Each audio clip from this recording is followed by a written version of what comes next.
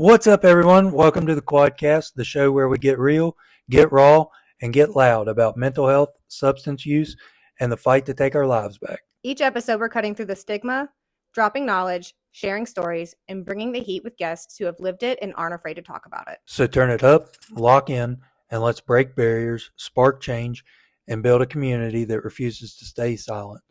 You're tuned into the Quadcast, and let's get into it. You can find us on Patreon, Facebook, Instagram, or email us. The Quadcast is always looking for new guests, whether you're individuals that have experienced it, you're in law enforcement, treatment programs, nurses, doctors, or anyone that just has something to say. Come share your story with us on mental health or substance abuse. Warning, there's cussing in this video.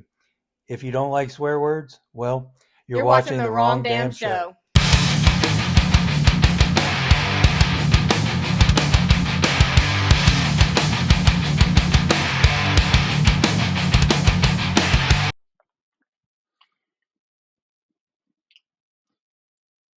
Good morning, everybody, and I just wanted to hop on here and do a quick episode on something that I've been thinking about for the last little bit, and something that's near and dear to me just because of my background in my career fields.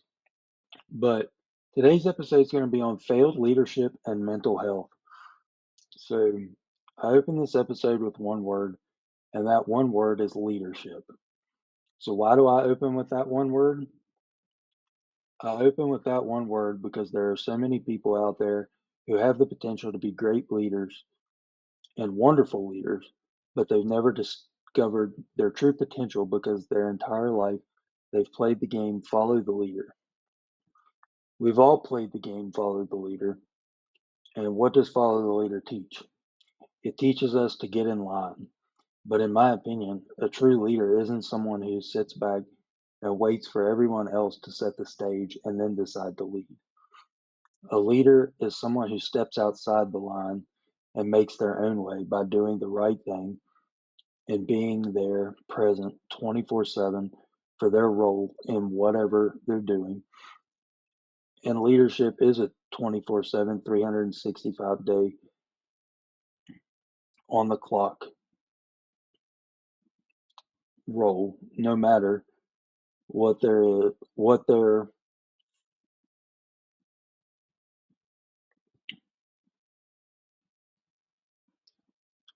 there, no matter what is there for the people who are looking up to them to be a leader.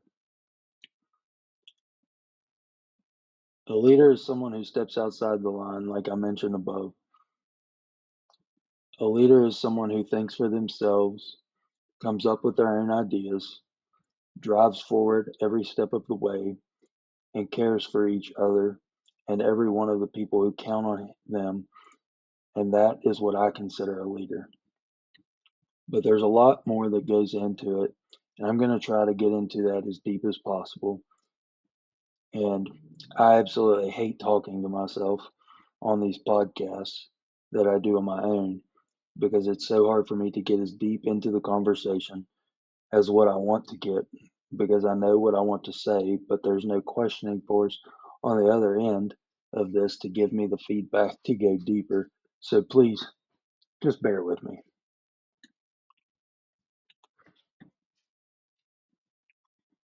Being a leader means being a decision maker. And if you were somebody who grew up not making decisions for yourself or following everyone else that had an idea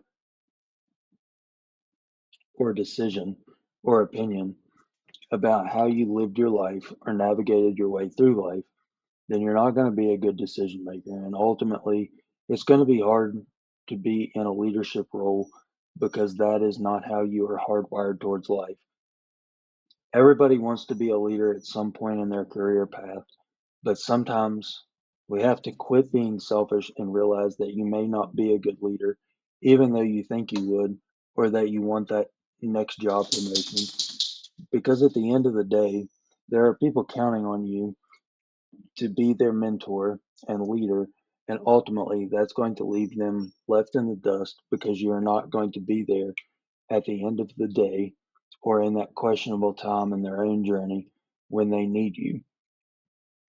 So quit being selfish and wanting the next promotion just because it looks cool, because we've all seen it in law enforcement, the fire service, EMS, or even just your civilian 9 to 5 jobs, the military. But I could go on because it's in every career that we navigate through life. But I think I've proved my point.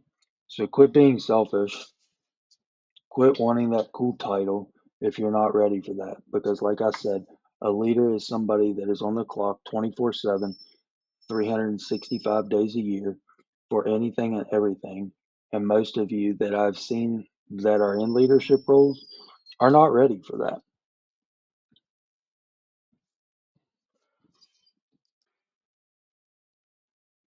So, before we get too far into this, I just want to take a break. I'm recording during the day today, so I've got some background noise and dogs. So please excuse any of that may play through. Um, they're not happy just being up for the day.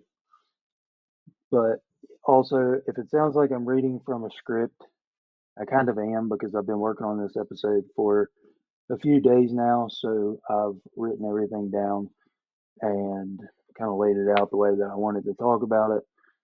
So excuse the teleprompter reading, but I wanted to make sure that I touched on everything here. So, but before I had to take a break in the recording, we talked about what being a leader means, and being a leader means being a decision maker. And if you're not ready for the 24/7, 365 days a year role, then you're not ready for that role. Don't be selfish. So I'm going to use parenting as an example with the current events in this world. And we look back and we see how we were, and I say we because I speak on my generation solely, because obviously that's the most hands-on knowledge that I can relate to.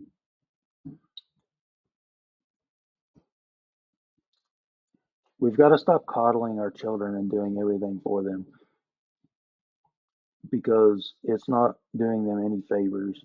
And we are slowly creating non-leaders instead of instilling the characteristics of leaders into our children by handing them everything and doing everything for them, making their decisions and trying to guide them through life how we want to guide them. And at the end of the day, that doesn't benefit them at all whatsoever.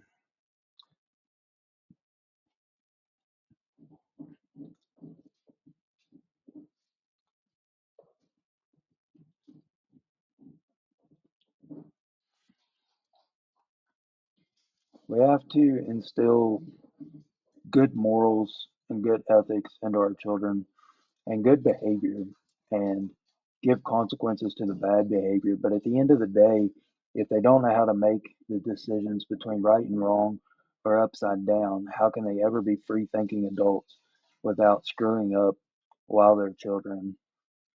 One thing about this world we live in today, that there is no consequences to actions anymore, and the justice system is failing people left and right every day. And at some point, we have to change what we're doing because nobody else is going to do it for us. And that goes back to leadership, because nobody wants to step up and be a leader or motivator these days.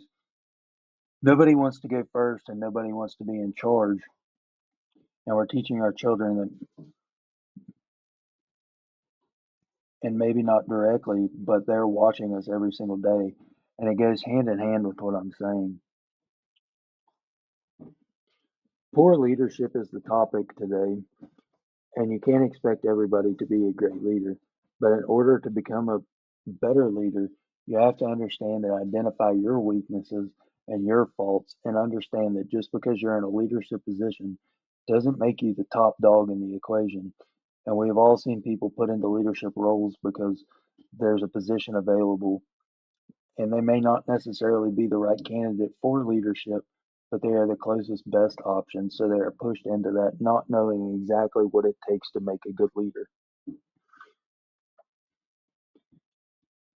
Before becoming a leader, I think there's one thing that you need to ask yourself before you step into that role, and that is, are you the person that is ready to never clock out and ready to never take a day off and do what is right all the time, no matter what is being said on one end or the other? Because leadership isn't an as needed job, it's a full time job that you don't ever get a break from.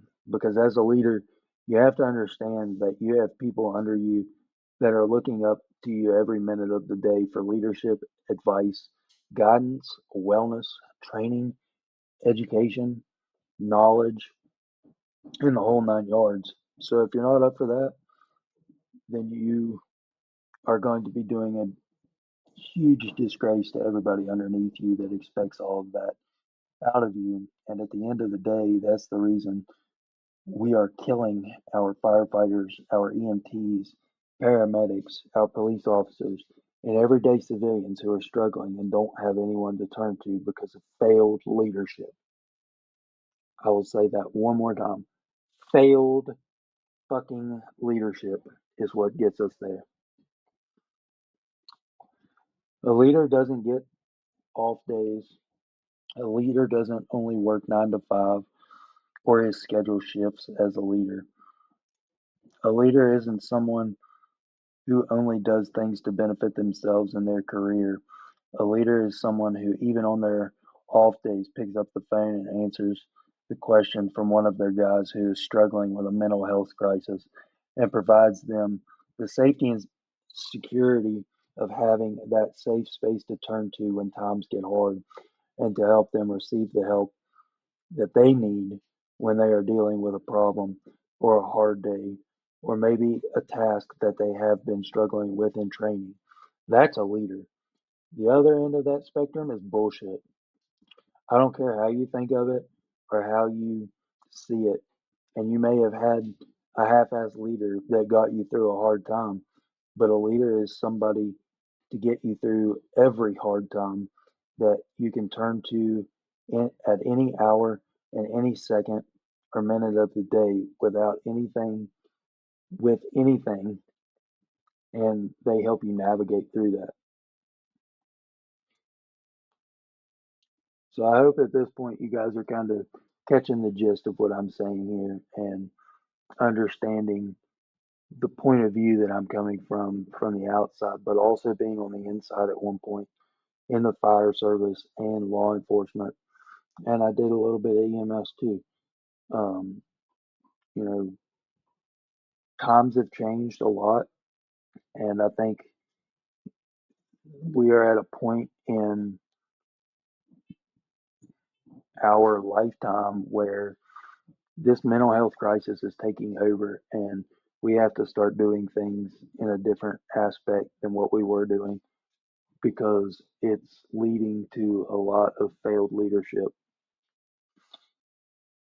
If you are currently in a leadership role or wanting to pursue a leadership role, I want you to think about something. I want you to think about this scenario as if it happened to you right now, wherever you may be, and no matter what time it is. But put yourself in this position now. It's 3 a.m. and you receive a phone call. You're off work and you're in bed, dead ass asleep, and your phone rings. You roll over, pick up your phone, and your significant other probably asks who the hell is calling you at this hour. And you look at the screen and it says Little Timmy. Now you're probably thinking, now you probably think from working with Little Timmy, why the hell is he calling me at this hour? The fuck could he need? So you answer your phone. You say, hey, Little Timmy, what's up, playa? But what you're not ready for is what Little Timmy follows up with. Little Timmy responds with, bro, I'm sitting on a gravel road outside of town and I've had a hard fucking day and I don't know what to do. I'm drunk and I'm gonna shoot myself.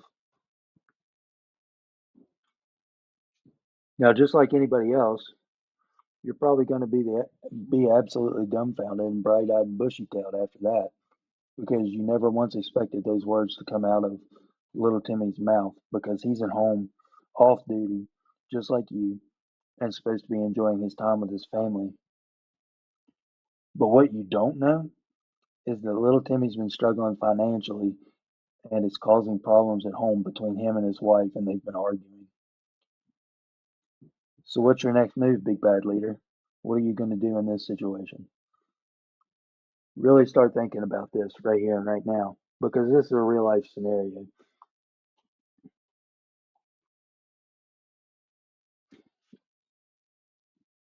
Are you going to be a leader or are you going to tell little Timmy that he's being a pussy and not not to worry about it and that everything's going to be fine?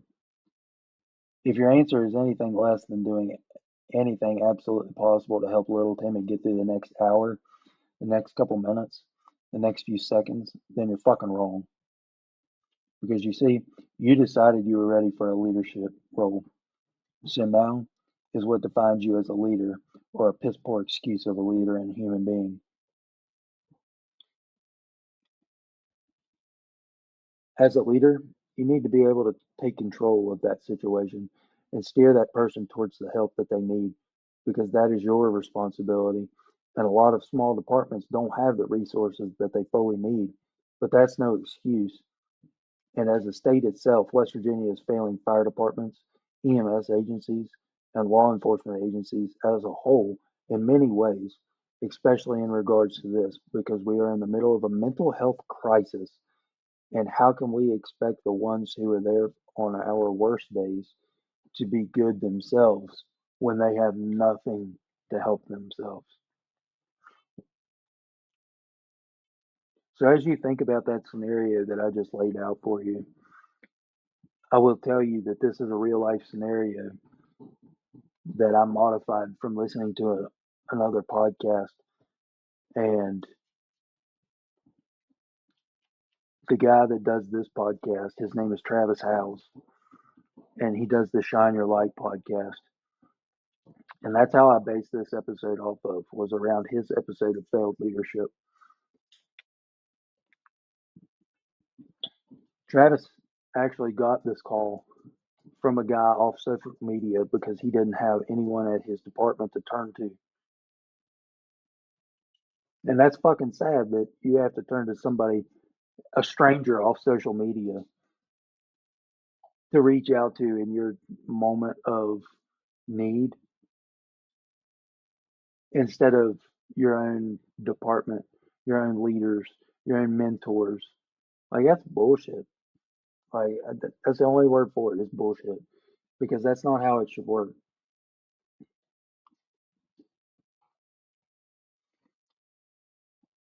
So, with all that being said, let's talk training for a minute. Mental health training should be at the forefront of your department training. How many times do you train that?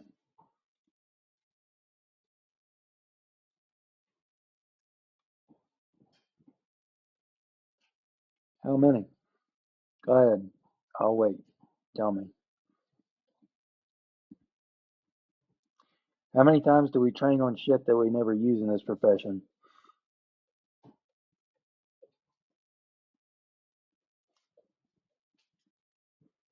We train that shit all the time. How little time is spent on mental health wellness of our people, something that not only do we use every fucking single day that we are on the clock on the job, but we use it every single day when we're off the job. We are killing more people by our own hand every year than we are in the line of duty. And you tell me mental health is not the forerunner on your plate of training in every single department across this country? 38,000 fire departments across this country, almost 38,000 police departments across this country. How is that not the number one fucking course for dinner at training every fucking time? I'll wait. When you don't know an immediate supervisor that you can call and confide in on your most desperate time of need in your life, they have failed you. That supervisor should be above the part where I'm a captain or I'm a lieutenant. There's a chain of command, and you don't fucking call me and you run it up the chain. This isn't normal fucking business anymore, guys. This is life and death we're talking about. When we're in a building and we're on fucking fire and the building's collapsing around us, we reach for the first available resource that can help us out. We don't worry about a fucking chain of command. You call for that mayday and you get the fuck out. But you don't know where to turn because you're probably too busy wanting to train on pump operations or ladder rescues or aerial operations shit that we very seldom use when we use mental health every fucking day. We sit in classes and they pass out pamphlets and for call people if you need help, call these people if you need help. And then it's gone. They check they got that check in the box. We did our mental health training and that's why nobody understands the resources. They don't know because we don't train them. We gaff training off. We just breeze through it or we make mention of it and then just press on. And then heaven forbid somebody kills themselves and it becomes a fucking cry fest. A big boo hoo, oh my god, if we would have only known. Well, guess what? You did fucking know. That's not called brotherhood. That's called silent brotherhood. We're silent when it really fucking matters, and we're public about brotherhood when there's people watching, and have each other's back when there's people watching, and it seems like a cool club to be in. But what are you going to do when nobody's watching? That's the real brotherhood. And there's not a lot of fucking dudes in that anymore. I promise you, from what I'm seeing out there, that's the damn truth.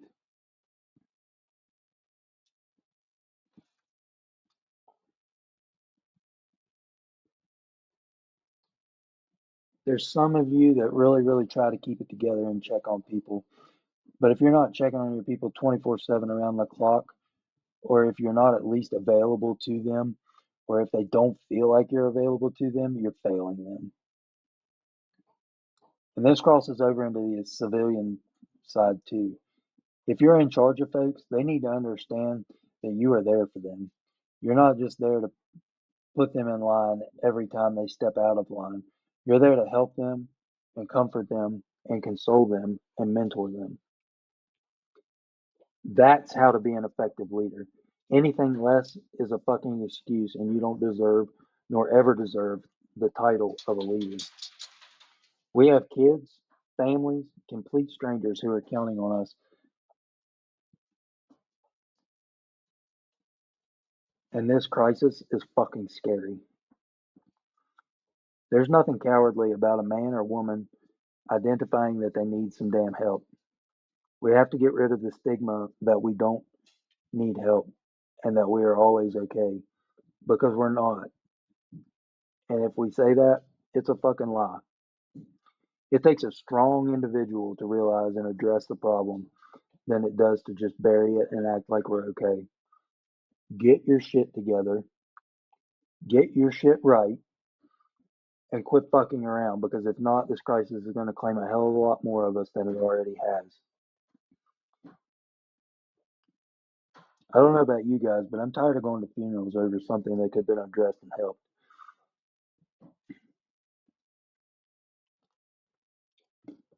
There's no sense in we should be going to funerals over something like this. Absolutely none. And I've talked a lot of leadership from a first responder side of things, but this goes to the civilian side too. And yeah, you may not be out there saving lives every day, but you could definitely save somebody's life by just being there or available for them.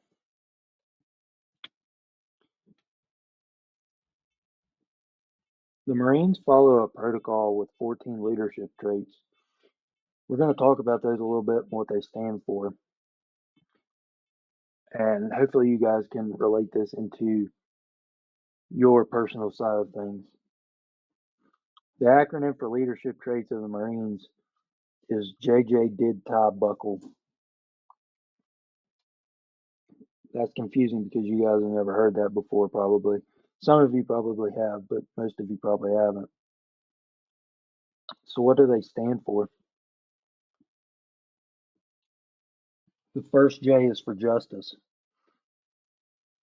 giving reward and punishment according to the merits of the case in question, the ability to administer a system of rewards and punishment impartially and consistently. What is the significance of this? The quality of displaying fairness and impartiality is critical in order to gain the trust and respect of subordinates and maintains discipline and unit cohesion, particularly in the exercise of responsibility.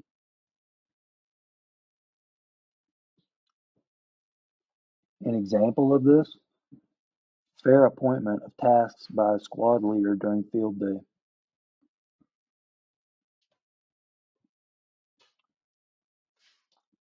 The next J is just judgment, the ability to weigh facts and possible courses of action in order to make sound decisions. What is its significance? Sound judgment allows a leader to make appropriate decisions in the guidance and training of his or her Marines or subordinates and the employment of his or her unit. A Marine or person who exercises good judgment weighs pros and cons accordingly when making appropriate decisions.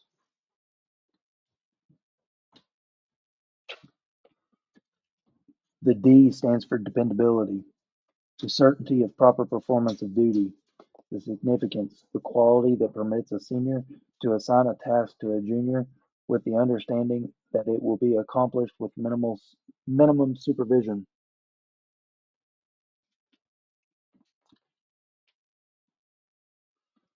The I is for initiative, taking action in the absence of orders. What's the significance? Since an NCO or leader often works without close supervision, emphasis is placed on being a self-starter. Initiative is a founding principle. The next D is decisiveness, ability to make decisions promptly and to announce them in a clear, forceful manner.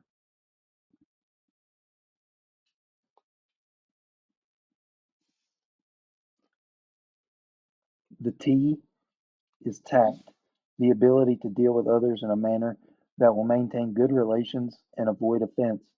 More simply stated, tact is the ability to say and do the right thing at the right time. The next I is for integrity, uprightness and character and soundness of moral principles, the quality of truthfulness and honesty, doing the right thing when nobody's looking. That's integrity. We'll touch on that a little bit more down further. The E is for enthusiasm, the display of sincere interest and exuberance in the performance of duty.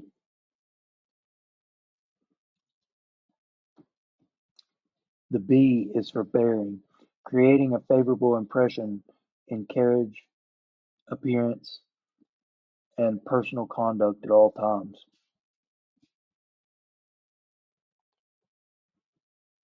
What is the significance of bearing? The ability to look, talk, and act like a leader, whether or not these manifestations indicate one's true feelings.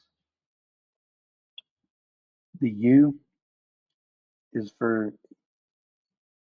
unselfishness, avoidance of providing for one's own comfort and personal advancement at the expense of others. What's the significance? The quality of looking out for the needs of your subordinates before your own is the essence of leadership.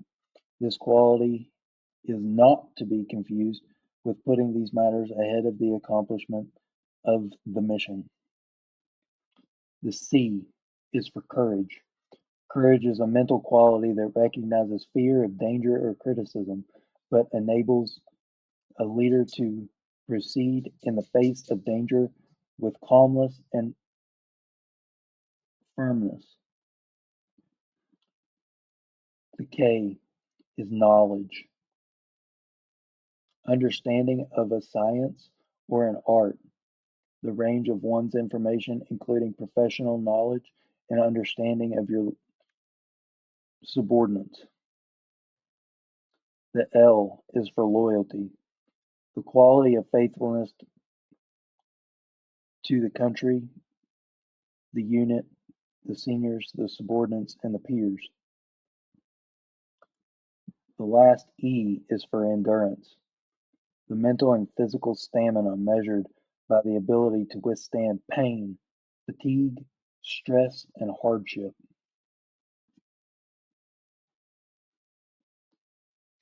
So if you take those and form that acronym into your personal lifestyle, that's what it takes to make a good leader. And those are the things you should be following. But you should always worry and care for the people underneath of you and give them the knowledge and resources they need no matter what. That's what makes a good leader, guys. So, in wrapping this up, let's finish this off by talking about integrity. Integrity is the one thing that nobody can take away from you. They can take your life, take everything else you own, your property, whatever whatever. They can take everything, but they cannot take your integrity. They cannot take your honor. You have to give that up. You are the sole owner of your integrity. Integrity is also infectious. When followers are subordinate or subordinates, when they see leaders acting with integrity, they are more likely to emulate that quality. And that's a fantastic quality to have. If someone questions my integrity, I'll write you off. Fuck it. My integrity means the world to me, and I've worked very hard to get where I've gotten with my integrity. And for someone to question that, it makes me wonder about their integrity. Knowledge is power. I think we can all agree on that. And we know there's a mental health crisis in our professions as law enforcement, military, first responders, firefighters, nurses, paramedics, uh, EMTs, just in every civilian organization out there. Mental health is a fucking crisis. And if you're in a leadership position, if you don't make yourself available 24/7 as a resource to those underneath you, you're failing those underneath of you.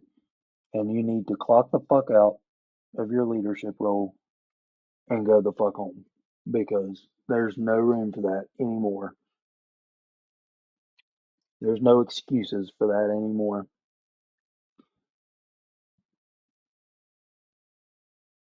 I'll say it again, over and over again.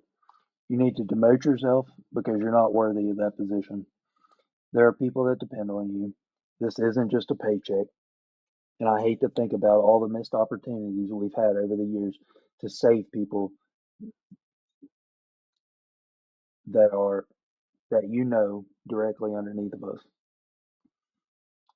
If we had just known the signs of the symptoms, the resources available, and known what to look out for, and we would have been able to reach out to our people on their off days versus just checking on them when they're on duty, or even if we checked on them at all while they're on duty or off duty. I guarantee you there's been people who've slipped through the cracks and lost their lives because of that failed leadership trait. We know better. We need to do better. There's no fucking excuses for letting this shit slide. There's zero fucking excuse. There's no need to be negative about the task at hand because all that does is distort everybody around you. How can you have an effective mission if you're sitting here planning on a way to attack a fire or whatever, even in, even in life, even in your family, goes Saturday, we're going to do this and we're going to do that, and then we're going to do this. If you come at it from a negative standpoint, nobody's going to be motivated to do it, and it's just going to make everything harder. But the good leaders don't do that. They're enthusiastic, they're optimistic because it's an inspirational behavior and they inspire those people around them. And it's a beautiful thing to watch. I've seen leaders in the shittiest of situations becoming enthusiastic, and it makes the task in hand actually more pleasurable, as silly as that sounds. And it really does. But I've also seen it the other way, where they approach it from a negative Nancy standpoint, and it just fucking sucks. And it's a mind fuck game. Think about it. Just think about that for a minute. I mean, how you look at something, how you want to perceive something is exactly what it's going to be every single time. True leaders, they don't have to pound their chest and point at their sleeves for their rank or collars where their rank or name tag is so big.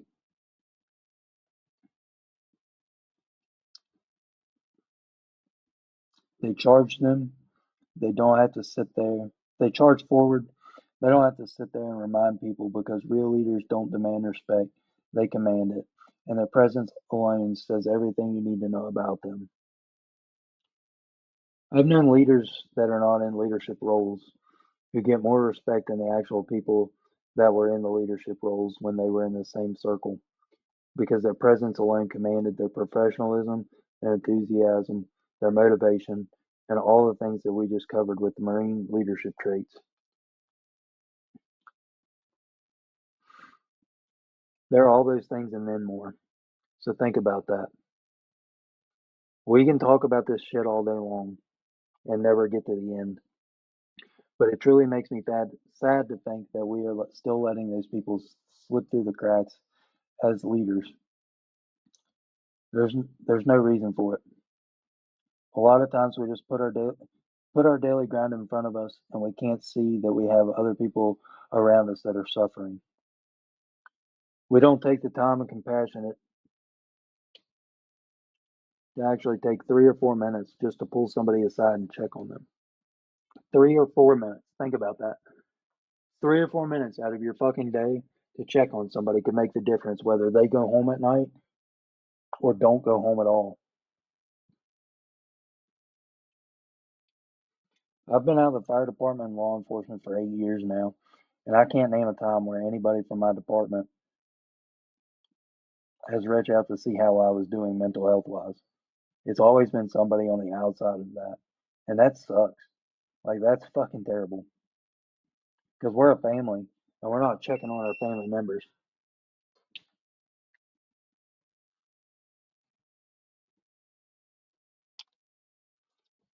Think about this. When you're gone in this job. When you're there, you're everything. You're in the clique. You got all your friends around you. But when you're gone, you're on your own. You better plan for your retirement. You better plan for it way sooner than later because this ride is coming to an end and it's coming fast.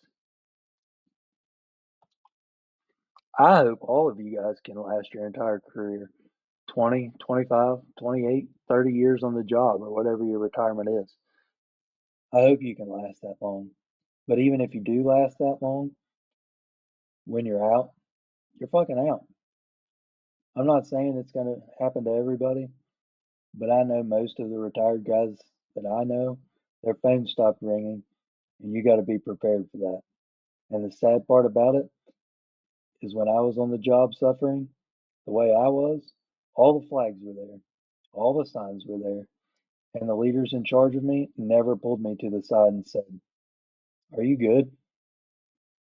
I didn't have a fortitude at the time to step up and help myself.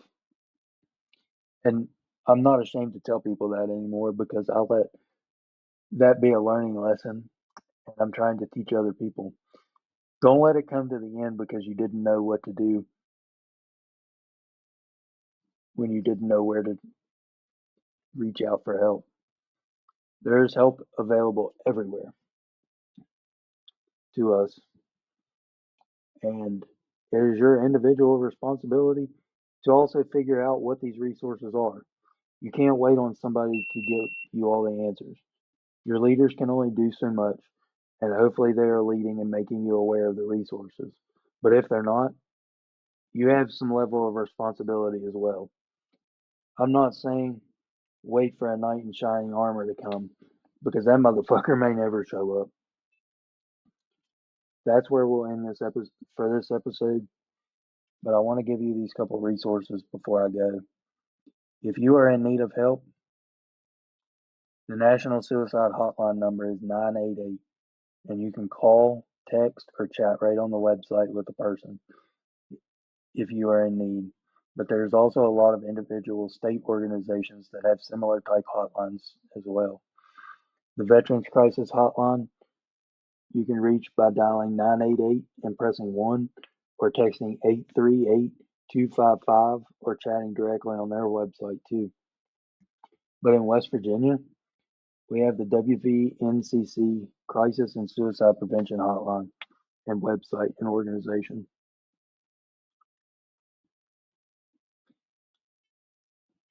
You can call the statewide 24-hour helpline at 844-HELP, the number 4, WV, or the National Suicide Prevention Lifeline at 1-800-273-8255.